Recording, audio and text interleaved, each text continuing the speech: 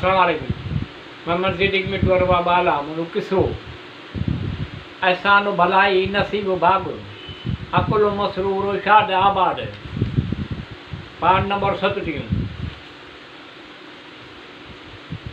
कुफार कुरैश जे महलूम थियो त उन्हनि संदन माण्हू डुड़ाया पर उन्हनि खे हथ कोन आया। ए माण्हू शोबान महनू रमज़ान जो नजाशी जे मुल्क में रहा, शवाल में वापस आया। हिजरत जे सबब अहले मक्के वारनि ॾाढियूं सख़्तियूं ॾिनियूं, ज़ुल्म सितम करण लॻा।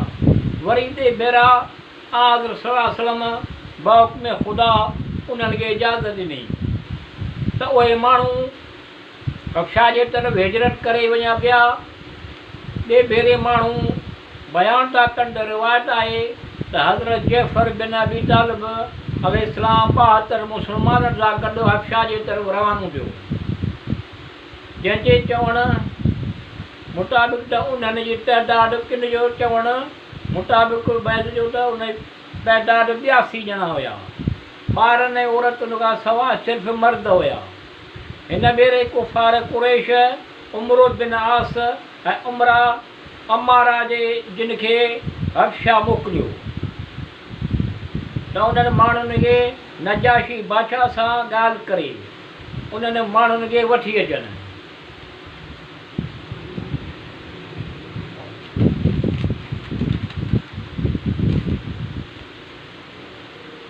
जॾहिं उहे नजाशी जे ख़िदमत में पहुता त उनखे सजदो कयो ऐं हॾियो पेश कयो ऐं अर्ज़ु कयो त असां मां हिकु गुरोह दीन में असांजी मुखालिफ़त कई आहे ऐं असांजे ख़ुदानि खे गारियूं था ॾियनि, असां वटां भॼी अची हिते रहिया आहिनि। असीं चाहियूं था त उहे असांखे वापसि करियो। इहो ॿुधी नजाशी जनाब जैफर अलैहिस्सलाम जिन खे सॾायो। इब्न मसूद चवे थो त जॾहिं नजाशी वटि हलिया त हज़रत जैफर अलैहिस्सलाम जिन चयो त हुते नजाशी वटि तव्हां सभु माण्हू ख़ामोश रहिजाओ, बादशाह सां गुफ़्तगू आऊं कंदुसि। जॾहिं नजाशीअ दरबार में पहुता त हुते उमरान चयो त बादशाह खे सजदो करियो। जनाब जैफर अलैहिस्सलाम जिन फरमायो असीं सवाइ ख़ुदा जे कंहिंखे बि सजदो कोन करियो। नजाशीअ कुरैश जी गुफ़्तगू खां आगाह कयो। हज़रत जैफर अलैहिस्सलाम जिन फरमायो ऐं बादशाह इन्हनि खां पुछ त असीं उन्हनि जा ग़ुलाम आहियूं। उमरवास चयो न, बल्कि आज़ाद क़ौम जा माण्हू आहिनि।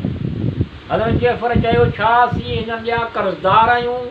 उमरवास चयो त न, असांजो कहिड़ो बि मुतालबो उन्हनि ते कोन्हे। हज़रत जैफर चयो त उन्हनि खां पुछ त असां को उन्हनि जो खून कयो आहे जंहिं या दावेदार आहे? उन चयो त न। हज़रत जैफर जिन फरमायो त पोइ तव्हां असांखां छा था चाहियो? तव्हां असांखे हद खां वधीक सतायो, असीं तव्हांजे मुल्क मां निकिरी आयासीं। उन्हनि चयो ए बादशाह असांजे दीन जी मुखालिफ़त था कनि, असांजे ख़ुदानि खे गारियूं था ॾियनि, असांजे नौजवाननि खे गुमराह था कनि। उन्हनि खे असांजे हवाले करियो, असांखे वापसि ॾे त असांजो मामिलो दुरुस्त थी वञे।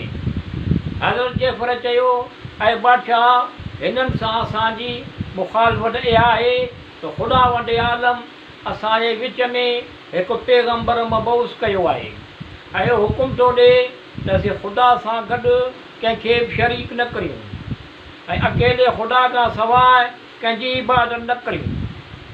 जुवान रहो, निमाज़ पढ़ो, ज़कात ॾियो, इंसाफ़ ऐं एहसान करियो, अज़ीज़नि सां नेकी करियो, बुराइनि खां ऐं जोरो ज़ुल्म सां माण्हुनि जो नाहक खून न वहायो, ज़ना करण खां, सूद ऐं मुर्दार ऐं खून खाइण खां मना करे ॾियो।